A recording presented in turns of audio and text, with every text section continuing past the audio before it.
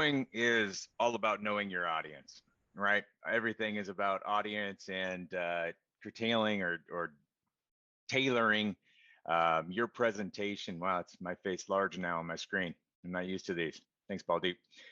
Tailoring your presentation to the objective of what it is that they're attempting to achieve. So in order to set this one up, I'm going to basically say that the individual that I am presenting to is an existing tax office owner.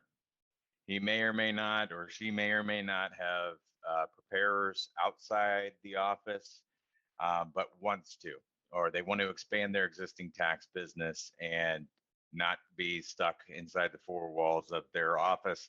They want to recruit a bunch of preparers. They want to be a little more dynamic, or the ability to be dynamic.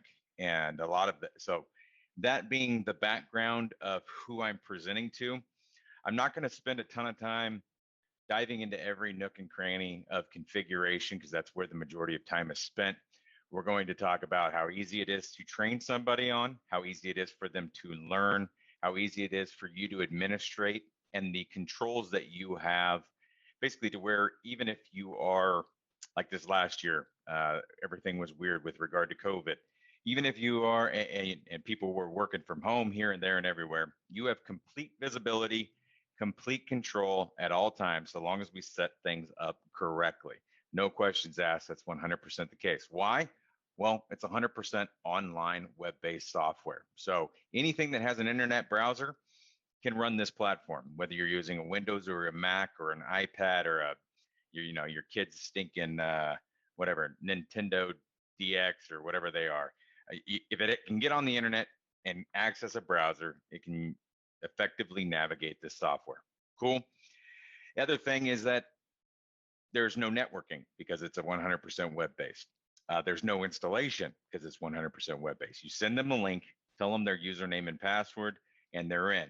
One thing to know about usernames and passwords is that when we create their users, it dictates what they are able to see.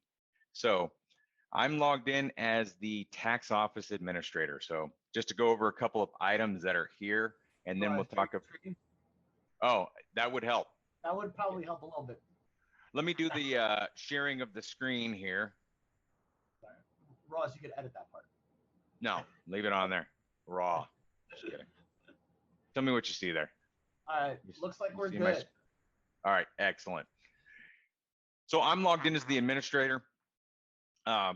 Again, this is just a demo site that we have. It's completely generic. I'm logging in as the office owner. Bam. And here's everything that I see. I have my client status. That's pretty self-explanatory. These are the highlights that I go over, not to drill down into them too deeply, because if you spend too much time on those, you'll never get into a return, and you'll be 2 hours into this thing. So we're going to talk about them at a high level. Most of these are static in the sense that they're just informational items for you to access. Training videos, those are links back to what we have in the portal. The refund calculator, you can spend time talking about this or not. Basically, this is an estimator. It's quick, it's dirty, it allows you to get to a number for your client without having to do tons of data entry. Some people, when you're talking to offices, really get excited about this. So you might touch on it. Hey, you ever spend a ton of time putting in somebody's return and turns out that they're only asking for an estimate? Okay, maybe you don't want to do that. Maybe you do. Well, if you don't, this is our estimator over here, refund calculator. You put in their filing status, you put in their age. Notice I don't care about their date of birth. I don't care where they live. I don't care if they're male or female or their name. This is just a quick and dirty. We're hitting it fast and we're getting through it. So does the taxpayer have an ITIN? Do you have any dependents? Okay, you can see that it's dynamic, and that's a word that I like to use, dynamic, or where it prompts you based off of previous entries.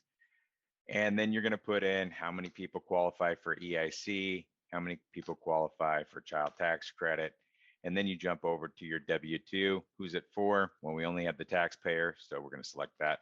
Say they made 25 grand, at 100 or 1,500 in withholdings, contributed nothing to their whatever, retirement, and it spits out a number up here. So that's how quickly you can get to a number using the refund calculator. People like to ask, does it jump into a return? Can I take this right here in this info? Well, I didn't ask them for their name. I didn't ask them where they live. I didn't ask them for their social or their date of birth. So no, this is just quick and dirty. Get to a number. Send us your documents. Let's do your return. All right. So may or may not want to touch on that. Now we get to our main menu section. And this is where, depending on your audience, where you focus on different items, because the message center could be incredibly important. It could be a differentiator depending on the software that they're using. Rejected clients could be the way that we manage that could be pretty interesting to them, being that we have the current year plus the 2 prior years worth of rejects, right? Because you can always e-file, MEF, modernized e-file, prior year returns. Well, we manage all of those rejects from one screen. So you don't have to open up another set of software or open up to see whether or not the return was accepted or rejected. That is a differentiator, I'll tell you, but it may not be important at this point of the conversation. All right. You also have 5 years worth of software automatically. So as soon as I create them a user within the current year, if I've given them access to prior year's tax returns, they can also do back to 5 years. Like we just talked about, you can only e-file the current year plus the 2 prior. That's an IRS limitation, not ours. So, but you can still go in and do returns for those prior years. All right. When I'm talking to somebody that's looking at expanding their tax business by recruiting preparers, a lot of times what we're talking about is the learning curve, right? So taxes is one thing you got to learn some basics, and you guys are going to be training them that. And then if you stick a complicated tax software on top of that that requires a ton of investigation and a ton of figuring out, well, that now you got 2 big issues. Well, we jokingly refer to people, or jokingly say to people, all right, let me train you on our software. Can you read at a 6th grade level? And if they say, yeah, I'm a preparer and I can read it this is to your preparers. Yes, I can read it at 6th grade level. You go, okay, training done. You're good to go. Have fun. Like, get to work, because it is that easy to train somebody. All of the text is on the screen. I mean, is it really hard to figure out where to click to start a new return here? No, it's right there. You need to import from the app, phone app. That's a different conversation, but we do have brandable, customized phone apps that run on iOS and Android operating systems. Client search is here. Review returns is here. And again, if you're talking about that model where somebody's going to be recruiting a bunch of preparers, this review returns thing is going to be incredibly important, okay? In configuration, this is where you will spend the majority of your time actually setting up tax offices, making sure that things are optimized for their particular scenario. And you have a lot of options here. This is where you could spend way too much time on an initial demo going through here. So there's a couple things I want to hit on. Tags. Do you ever have a scenario where you're trying to keep track of something, or make sure that you don't lose track of something, and inevitably it slips through your fingers just because your software doesn't give you a way to figure that out? Well, you have the ability to create custom tags within your office. And this, all that I do is click add tag, type in here, don't forget. And that will be my new tag. It's not very specific, but I can then apply that to any return that I want and search by. So the point I'm making is there's a bunch of customization opportunities within here. One of the other things that you have the option to customize is your taxpayer profiles. Taxpayer profiles, and this helps with training, is you can make sure that we have 4 or 5 different types of clients that come into our offices in general, and they all have a certain subset of forms. So we'll call this the normie. And in our office, they have homeowner, owner, blah, blah, blah. So once we have that in there, we would just say what forms are associated with this return. And I'll show you why this is important here in a second. I type in 1099 and they got a 1099. That's part of my normie return. They've got a Schedule C there. And as you can see, as I click on these, I search for them, I add them to this taxpayer profile called the normie. And now I have these forms. So once I get my list built out, what else do we want? Mortgage. I add my mortgage interest statement. Cool. I can organize these in the order that I want them to pop. What does that mean? Don't worry about it yet. I'll tell you in a minute. But you can organize basically create the workflow that you want these forms to then pop in. So when you're bringing in that new preparer, again, what are we talking about? We're talking about shortening that learning curve for them. So we could tell them, hey, ask a couple questions, look at their documents based on what's presented to you, select the correct taxpayer profile, and it'll prompt you right through all those forms. All right. So I'm going to click save here. And I'm going to move on to walking them through a tax return. One of the things I just cover verbally with somebody is that profiles or your taxpayer preparer will have an assigned security template. Based on their security template, they will only be able to see certain things. So if you've noticed, if you've gone in and played with this at all, you can see in configuration, security templates, there's probably some pre-populated suggestions. And this is all built around your work, tax office workflow access, making sure that certain people can do certain things and other people can't. So if somebody has a restricted access, I'm just going to show you here, Junior. If somebody has a restricted access or a limited taxpayer profile, and this for tax office owners right here, what I'm going to just focus on here, makes them go, ooh, ah. It will remove from them the access or anything that they don't have access to. They don't know that they don't have access to it. Human nature is I'm going to click on everything that's in front of me. So when they click on it and it pops up and says access denied, in other words, you're not cool, or you're not smart enough, or however they interpret that, well, that temptation is removed based on the security template that's been provided to them. All right. So in our office now, I'm going to click Start New Return. And you can see that I have an option to put in the social. And then down below, because I have a profile that has been entered in here, I can either click from the usual client or the normie return. So for your new preparers that don't know what they're doing or don't have a ton of experience, this may be a good option for you, is to add these taxpayer profiles. As you can see, now I got to put in a social first. That's what you can see. 400. While you put in that social, those are profiles. I have a question, and hopefully it's a good answer. Those profiles, they can be created on the Service Bureau level and pushed out to subsites? Yeah, I believe so. We can check here in a second. Okay, we'll check on profiles. I know everything else. Like I know Sean's helping you guys with feed templates and stuff like that. If you guys have those questions, that can be pushed out. Do you want me to grab that answer in 2 seconds? You don't have to do it now. You can keep going. We'll look at that later. Okay, fair enough. So once that profile is created, or sorry, once we've entered in the social, we would then select the appropriate taxpayer profile. You can see that if I click on the dropdown, what forms are associated with that. So there's that little expand arrow at the corner. That one's way more involved. I don't want to do that for demo purposes. But we just click on the normie, click Start Return, reminds me to get the 7216 sign, and then jumps me into the filing status here. That's Google trying to be my friend because I keep forgetting to take it off.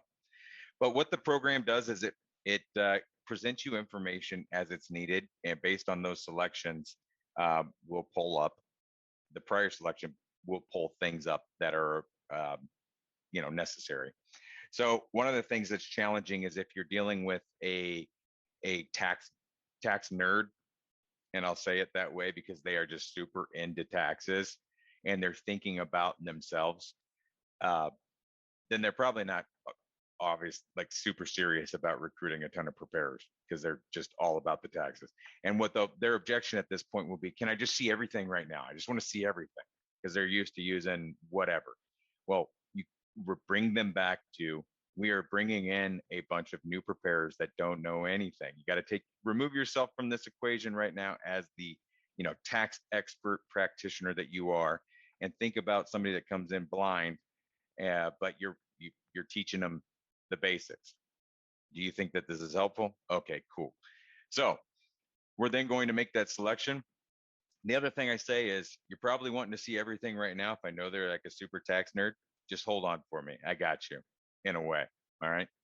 So we click head of household, click continue. If you don't know what you're doing, you'll see that there's like a hold my hand option as we go through. You'll have that presented to you, which is, in this case, it's the filing status wizard. Now we're going to get to the personal information page. I'm just going to type in head of house. Oops. Of house is going to be their last name. And then 9/9 of 1981. And then sales. One of the other thing I like to do when I'm doing a demo is the information that I enter in does not differ very much. Meaning, it may seem like I'm making up a bunch of random stuff. That birth date is pretty consistent in or around, because remember, if you get too old or too young, you don't qualify for certain credits. If I want to present something that generates a larger refund in a head of household scenario, but I put the dude in at 95 years old as the primary, well, it makes things weird, right? People start asking questions about why this isn't popping, and then you got to go back. If you enter in a 9 as the primary social as a starting character, well, it's associated with an I-10, so they don't qualify for certain things. So I always use 400 as my starting for the social, just because when you're pounding data in, you're not thinking about, does a 9 screw up my refund, or what credits that they qualify for. So just little things like that, even W-2 amounts and things, just make them similar. Don't overthink it. It makes it faster, makes you more accurate, and doesn't generate a ton of questions, because you put something in that pops some random credit that you're not familiar with. All right, because that's the way the program works.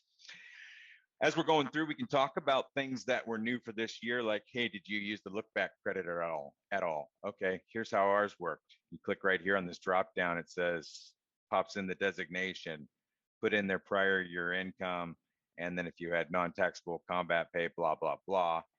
As you received rent, check those boxes. Okay, well, that doesn't apply to our scenario, so we're not worried about it. All right, put in their address, 2885 Easy Street.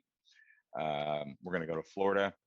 I like doing Florida returns or Texas returns, or because I don't know everything that there is to know about Wisconsin state returns in the municipalities. And even though you're dealing with somebody in those states, or potentially, or Pennsylvania, or they have a bunch of junk that gets weird. Michigan, I mean, you got the Detroit tax return. There's a bunch of stuff. So I like to keep it simple. Just stick with the Fed right now. We can go back and look at the nuances of your particular state if we would like to, but we'll stick in Florida or Texas or whatever. Do you have any dependents? Yes, we do. We also have a conversion utility. So if you did this return in the previous year, you don't want to enter all that stuff from scratch. We can absolutely bring over all this demographic information with very few exceptions with regard to the transmitter that you, or the software that you use. So makes it real easy. I type in my kids' names because I know how to type them, and then I just click tab. And if you're familiar, you can either be are you a mouse-driven person, or are you a keyboard person? Because you can, tab your way through the fields. You can shift tab backwards. Those are basic, just Windows commands. Click there. If you're dealing with somebody who does a lot of I-10 returns, I don't even know if that's going to be a scenario, but if they bring it up, the way that we handle that, they would be extremely pleased with. But we're not going to worry about that. Was this person a U.S. citizen? Yes. What is their relationship? That's my daughter. Lived with me for 12 months. Any of this other stuff apply? No, we're good. Click continue. Oh, except for a birthday. And I always say, whenever I screw something up like that and bypass it, I meant to do that. and just to show you how, if you do attempt to screw something up, the program's going to catch you and tell you, hey, you should put some information in there. It's kind of important. So One of the things I do in that scenario, actually, I'll sometimes do that part of the demo on purpose, is a lot of softwares out there don't tell you where you messed up until the very end, right? And then you got to go back and clean up, like crossings like that. Like a lot of different softwares are like that. So I always tell people it catches the errors in real time, so you don't have to go do a bunch of cleanup at the end. So that's one of the lines that I use when I sell the software. Indeed. Yep, it's going to give you that real-time feedback that, hey, this is a mandatory field, and if I let you go through and or transmit this tax return without that, it's going to reject, no questions asked. So it's just giving you that feedback, like Baldeep said, real time. Now, if I need to add a form, I've got this add form or add up here at the top.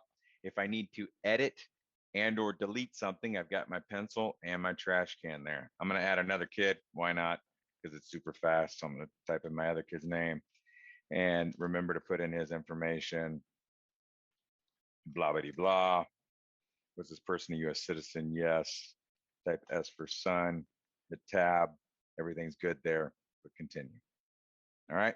When I'm done with that, I can click continue. It asks me if unfortunately, it's their death certificate. We're not going to focus on that. Click continue here. And what you'll see is that I've gone to my basic information section. So I can go back to my filing status, go back to my personal information, dependent information, but I've got my recovery rebate stuff that should be going away here we'll have it for one more year. And then I have my IRS IP PIN information there.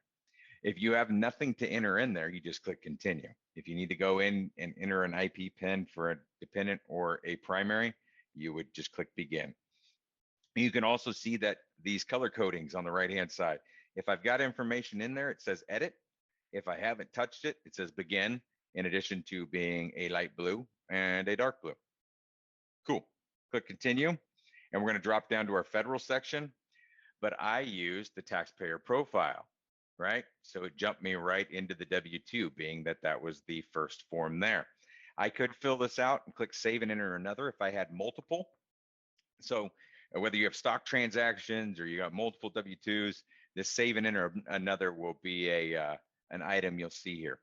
If it is in your taxpayer profile, but you don't need to use it right now, or it doesn't apply, say they don't have a W-2, you just click cancel, and it basically ignores it.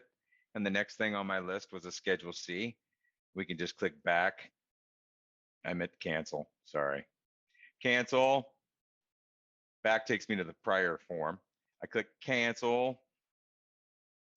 Interest income, do I have any of that? Sure, we'll just say Chase Bank. And the only reason why I didn't add that W-2 and that Schedule C is because I'm going to show you some other navigation items here or other ways to access the form, which there are 5 of. So payer's name, whatever, 1040 Street. These zip codes and these addresses and these tax identification numbers are just repeat. Get one of them in there and just use it over and over again for everything. It won't, the system won't complain at you for that. So we'll click interest income box 1. Cool. Don't care. Not going to put a ton of information in there. Everybody knows how to fill that out. Match the boxes. They're clearly labeled. Again, you can read it at 6th grade level. Cool. We're moving on. I'm going to click continue just to get us through the template. And it takes me here. Now, the reason why I just bypassed a bunch of those rather than going through those forms is because you have multiple ways to access and add those forms based on your skill level, based on your knowledge, based on how you intend to train your preparers. You might teach them differently. So first thing is, if I didn't pick a basic template, I can actually make them go through a questionnaire as well. And that questionnaire looks something like this. Did you have a W-2? Yes, continue. Now, I've probably forced this on this preparer, which is going to drive me nuts because I forgot. But I can also come up here to my form finder and just type in W-2 and go straight to that form. All right. So now I put in my 987654321. I entered it a minute ago in that Chase Bank, so it pulled that information over because there isn't a EIN database. I dropped down to my wages, put in my 25 grand, put in my 2,500. Again, these are just numbers that I'm typing in. If you try to change them every time and get creative, it makes things weird. It There's a delay, there's a pause or whatever. I come down here because this is important in some states and some put in some qualified deferrals, and then I leave the rest of this alone. Everybody's familiar with this if they've done preparation at all. So everything that you need on the W-2 is there. All of your codes, if you want to click in there, um, everything's just very well laid out. If you have multiple states, you would put in the first state information, click the add state button. I think you can do up to 8 of them or so per W-2. Makes it real easy. If you have multiple W-2s, click save and enter another. I'm going to click continue, and I have that add option there. I have my edit option and my trash can. Things are consistent throughout the program. It's uniform in that way. All right. So what we've covered so far is I've got 2 different ways to enter forms. I can enter the form number up here, or I could have selected a template from the beginning. If I click on the income item here, I've got a forms list. All right. Something to point out here is that if I just want to print specific forms that are attached to the return, like this 1099, or if I had a Schedule C or any of these others, and I just want to see that individual form, I can click print right there and it'll pull that up. So I can show somebody the entire 1040, but if I just want to see that individual form in its actual form layout, the IRS form layout, you'll have this this print option right there. You can also access forms that are already added to the return over here on the left-hand side. All right. Things that people will want to go through is like their Schedule C. So that's our profit and loss from business. I'm going to do this 1099 NEC first, just to show how that works and how they work together. And this is going to be our Uber driver or Uber 10 whatever 33016. Oops, 33016.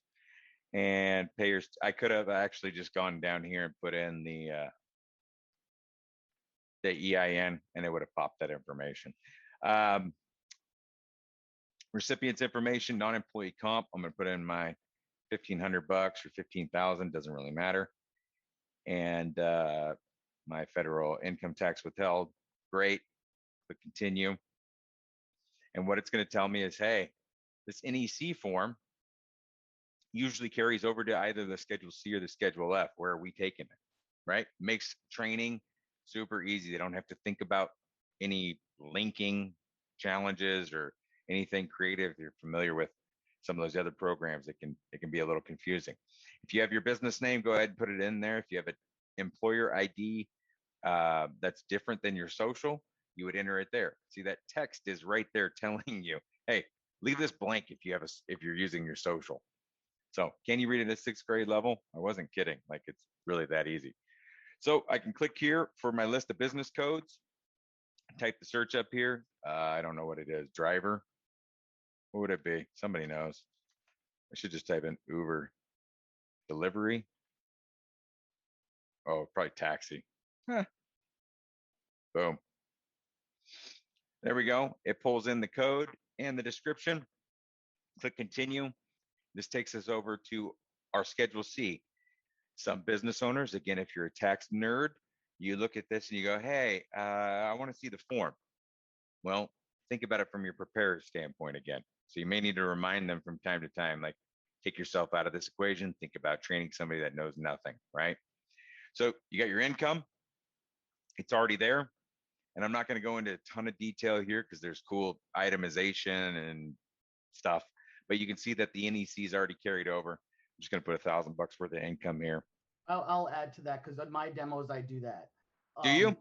Yeah, when I demo it, what people like, especially when I'm dealing with clients that do a lot of Schedule Cs, they like to be able to. They like from that that little button there because I could just tell them, hey, just if you need to make basically a P&L for them, you just make it right in the software. So I use that as a selling point because it's easier. Because now you basically say, all right, great, you got all their gross receipts or whatever. Awesome. Just do it by month or whatever and do their expenses that way too. Oh, not that way, but at least it tracks. It gives them a little P&L that prints out with the return if I'm not mistaken, right? I tell them that. I hope it does. Yeah, there's a detail. There's a detail that does print out with the Schedule C for the income that you've entered. You call it a P&L. I call it a CYA. If everybody knows what that means, like it's helpful. So the itemization works like this. You have a description, you have a dollar amount. So we'll say that this is August and it's $1,000. Click continue. I have another one. I add it, and this is whatever, June, $1,000. When I click continue back to the Schedule C form, you can see that if I hover over it, I can no longer edit that field in that section. Why? Because I'm going to edit it from the itemization. So if I needed another one, June, July, I guess I could add July in there. We worked that month. Click continue, and we're there. All right. So this is the same thing that you can enter in your itemized deductions for medical expenses, your expenses in the actual Schedule C. Like if it wasn't categorized or you want to enter in detail associated with certain expenses, I'll show you in general expenses. All of these are right there, right? So if I've got advertising, we'll put it in there. We paid ESM, right? $5,000. There you go, Baldy. Early season marketing, that's our advertising. It's called price anchoring right there. What's that? Nothing. Never mind. Fair enough. Sounds like an inside joke that I'm not privy to. We could add in anything related, right? We can put in all kinds of supplies, cell phone, blah, blah, blah, whatever you want. Cool. Continue. And we can go through and add our depreciation. Again, you can get as detailed as you want in these things. This is just items that I like to cover. All right. So once I've got my income in there, I'm pointing out that, hey, you can access and jump back to these items anytime that you need to. You can see our AGI over here on the right-hand side, our federal refund. If this was a balance due, it would say balance due right there, but it's not. A couple of other things that you have access to. You can look at the entire tax return by clicking on print preview. This will give you the whole thing. If I needed to add a form or I want to look at how things are carrying over to just my 1040 without having to do the whole print preview, I can click on this summary print section. And this is going to give you the page 1 and page 2 and any associated schedules. Anything in blue is an actionable item or a link to the actual form. Anything grayed out or blacked out is text-wise is a calculated field, just a summary field. All right. So for your super tax nerds, what I like to do is just go straight to this form and go, hey, at any time you can click on this summary print, get straight to your 1040, and you want to go to your W2, click line 1. If you go to page 2, gives you page 2, you can see how the figures are calculated and carried over. Makes things really easy. Would you agree? Great. Your schedules, they're right there. Bam. Everybody's happy. All right. So that is one of the other ways that you can add forms to the tax return. Again, you can use that taxpayer profile. You can add forms directly here under your federal section. You can go to your list. You can go to summary print. So based on your skill level, you have options. Everybody loves options. All right. Health insurance, you still have to answer this, even if the taxpayer, whatever, doesn't have health insurance and there's going to be no penalty incurred, whatever, because we still have to reconcile those that did have advanced premium tax credit. So did you or your spouse or dependent purchase health insurance from the marketplace? If I say no and click continue, bam, we're done. You got it from your employer? Cool. You don't have a 1095A? Great. Unfortunately, that's not always the case, but we built this like a wizard. So it takes all those scenarios into consideration. You could say, yes, is this everybody in your household? No. Do you need to go add or remove a dependent? Okay. If you wish to override the tax family size, we're taking that into consideration as well. You got to carry them even part of the divorce agreement or whatever. It's right there. Click continue. Are you required? Da, da, da, da, da, da. It's all there. So everybody that sees this section goes, I get it. Okay, cool. Now, what if I got to enter in a 1095-A? Well, if you click yes, all the amounts, you only have to enter it in one time because this is saying it's uniform. If you click no here, does the 1095-A include coverage from January through December and no changes? Oh, you have changes? That sucks because now you have 36 entries. All right, just the way that it works. In our scenario, I'm going to make it real simple on myself and say no and click continue, and we're out. All right. Like I said, state section, we're not going to spend much time on or any, but if you have state, you can click add state return. And if you know your geography, you could just click on your state and it takes you to New Mexico, whatever that's worth, or you could just go to the list. All right. We don't have one, so we're going to click continue. And we got to click cancel. I lied. Click cancel and then click continue to summary. This is going to run through the calculation, see if there's anything that I missed. And it will tell me here in a second if there's something I missed that it doesn't like. It will also prompt any forms that are required. Nope, we're good. Oh, crud, like this guy, the 88 due diligence. Oh, I totally would have forgot. Just kidding. Nobody would have forgotten that. You would have been looking for that. And this will pop based on the qualifications or the data that's been entered into the return previously. So was the taxpayer non-resident alien any part of the year? No. Taxpayer, qualifying child, another person? No. Did you complete this? Yes. Did you interview? Yes. Did you review adequate? I sure did. At any time as well, you have a drop down up here for notes. So if you want to put notes in, you can type in your note name. We'll call the due diligence, and the note is for this stuff. And I can, if you like it color coded, maybe those mean something to you. And you can click on show notes for this page only. All right, we'll just add that. Oh, we're out. All right, so now we added a note in there for whatever we wanted to include. Did any information provided by the taxpayer third party seem sketchy? No, it was all good. Did you satisfy the retention record requirement? Yes, I did. Oh, well, let's see, scan docs. So the software has a built-in document archive or document management system or scan docs. You can access that anytime by coming up here, clicking on your scan documents, upload documents here. You can double click to browse out. I'm afraid of doing that. So I'm going to drag. We don't want to see what's on your computer, bro. You really don't. I mean, it's not bad, but it just may, may strike people, other people. Where am I looking for? Let's go to pictures. I think I have a W-2 somewhere in here. All right. I have a W-2. Bam. I'm just going to drag that W-2 over. I think I've got McLovin's driver's license here. Oh, didn't like that one. Had an invalid character. Let's do that. Boom. We uploaded it and everything's good. I save uploaded documents and they're there now for the next 6 years. All right. At any time, I can download it or I can click on it and check out the driver's license. I just close this window when I'm done scanning in my docs and I'm back to work. Did you ask the taxpayer whether she could provide, he or she? Yep. Did you ask? Yes. Were they? No. Did you ask? Yes. Is this somebody else's kid other than yours? No. And is this currently in children's claim? Nope. Have you determined? Sure did. Did you explain? Uh-huh. Did you explain this as well? I sure did. And if you don't know what the tiebreaker rule is, again, we can read it at 6th grade level. All of that text is there.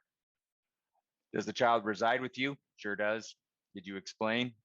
Most definitely. Did you explain this? Without question, I did. And have you determined? Certainly.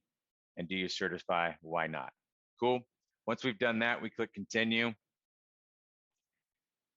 And it's going to go through and make sure that I they still maintain the credit based on how I answered those questions. So if I answer something wrong, or I shouldn't even say wrong, it may be right, but you may not even, or it may be maybe you unintentionally answered a question in a way that no longer gave them credit. It would say does not qualify. Or if they had whatever over the amount of rental income, it would say does not qualify there as well. We'll click continue. Miscellaneous statement, nobody ever enters anything in there, ignore that. And here's where we get to our e-file page. So I call this your disbursements page or pay your bill page. In the drop down here, we're going to select whether or not we're using a bank product or we're just doing a regular IRS direct deposit or check or whatever. I'm going to say we're doing a TPG check. I'm going to click next. This is where your preparation fees would pop up. You also have custom fees and or discounts. So if you're charging for, let's say, ancillary services or credit repair or mortgages or whatever else you can include, or you want to provide a discount, that would be done in there and tracked. So you can see that my preparer, I don't have, because I'm at a limited preparer login, they don't have the ability to, because of the permissions that I set, change that preparation fee. That may be different for your office, but say they wanted to change that. The only way that I've made it so that they can change that prep fee is through either adding a fee, such as a statement fee, or a discount. So they can't play with the prep fees. The only way that they can change this preparation fee is using the custom fees or discounts. A couple of things: somebody can't go nuts and or discount your prep fees to basically to where you're under a certain amount. You can set a ceiling in our configuration. You can set a prep fee floor in our configuration. So a lot of options there to make sure that you don't lose out on money. Okay. Click next. We got the bank information, driver's license. This will carry forward from year to year, but if it's your first year with us, it's not something that gets converted, just so that you know. Expiration date, issue state. Yes, they are a citizen, and these change based on your bank. Check that box. Each bank has a different set of questions, a different set of things that they're, into, or their points on their apps. Now, this is something I didn't talk about in configuration, but you have the ability to type in questions that your preparers may or may not have to answer. You can make them mandatory. So this, again, can be used as a CYA tool. It can be used as a tracking your marketing tool. How did you hear about us? Well, was it on, how did you hear about us was the question. And the drop down, the pre-populated response would be Facebook ad, Google ad, whatever. So you can figure out how your marketing dollars are being most effective. Of course, it's from early season marketing, Facebook ads, but you got to ask for in case you're doing other stuff. But shameless plug for Ball Deep there. Were you satisfied with your experience? Are you interested in car insurance? Are you interested in credit repair? Are you interested in a mortgage? Are you going to buy a house in the next 6 months? Whatever. You can use this however you want. These questions do go to a report, and it's super cool. So once I've answered those questions, I click save. If I had made them mandatory, like hypothetically, if I click please select, fix that one problem. Did you take copies of the Social Security card and birth certificate? That's required. I click on the link, drops me down to the thing. I have to answer that question. I made it mandatory. That's in configuration. You can make some mandatory, some not. You have a customer portal. This would be sending an email link to somebody to create a username or password. You can have so this is currently set to capture my preparer signature. So your preparer signature, if they don't have one set up in their preparer record, will be captured here as well. So the first return that they do, it's going to ask them to add their preparer signature, and then it won't ever ask them again.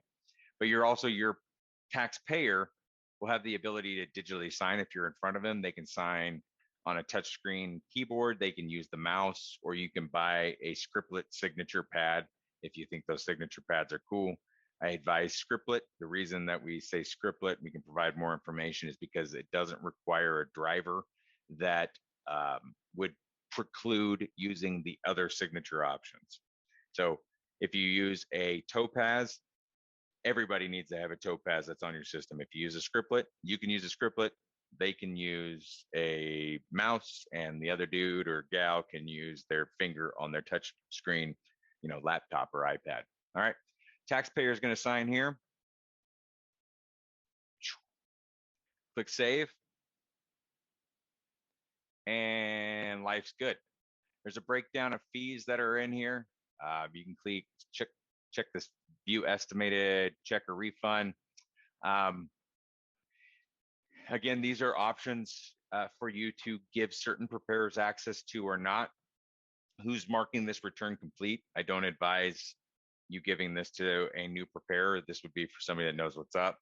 It's all in your security templates. We've got use cases for each of those templates in there as well. But my preparer is just gonna mark this return ready for review, because I'm not letting them e-file because they don't know what they're doing. So they're gonna mark it ready for review. They're going to mark any of these return tags. So these return tags can be applied in and outside of the return. I'll explain that in a second. And then they can print the return. They may not be able to print the return. You may print the return for the preparer or for the taxpayer, depending on where they're at, or email it to them or whatever you want. All right. So when your preparer saves and exits the return, because they've marked this return for review, they don't see that here. But I'm going to do this real quick because I don't want to be too long-winded and everybody get bored. All right. So the other login is JDD, that one. And you're going to see my review returns is flagged here. When I click into review return, you can see that the who was it? Oh, head of household is right here. And this is the return that we need to review here. I can click into the tags and see what tags did they apply. I can use these tags to search for the return later. I'll show you that here in a minute. But the point that I want to make here is that when I get into this return, I'm going to check their scanned documents. Again, you may be in Texas, they're in Florida or New York or whatever. You're immediately going to have access to all of this data. You're going to see that that happens instantaneously because, again, we're cloud-based. So I'm going to jump through this return. The point I want to make is the review process. Once you've made the determination that this return is either approved and or fails, what happens then? So we go through, we make sure our fees are right, great, lovely, wonderful, click save. And how do we approve and or fail this return from the review status? Well, when I get to the submission page, that's what we call that, I either click the approve button or the fail button. Well, I don't like it. Why don't I like this return? Well, the ID is for McLovin. That's weird, right? So we type that in there because we know that that's a fake ID, and we save and exit this return. I'm going to log out and log back in one more time as the preparer, and then I'm done, just to show you how this works. Junior. All right. So my preparer now has a blinking message at them. Cool. When they click into that message, they get a system notification, return failed review. The client's name is head of household, and the reason they failed is because McLovin's weird. That's weird. We know that that was sketch. So they can mark this return, or they can mark this as read. The other thing that they could do is they could go to their client search, and we've got 3 different returns in here. They could go, okay, filter by status. Well, I need to see all of my failed returns. Once they click on that, it's going to filter down based off the status column for the failed return. The other thing we could do is go, oh, there was that one return that I applied this return tag to that was, don't forget. Oh, who was that? Bam, I can locate that client real quick. You can also search using first name, last name, social, or taxpayer phone number. So a lot of people don't like asking for socials anymore, and the cell phone number is pretty unique. They can just search by that cell phone number there as well. So you can see how it's incredibly customizable. It's easy to navigate, easy to train, and easy to get people going on. Again, assuming that everyone can read at a 6th grade level.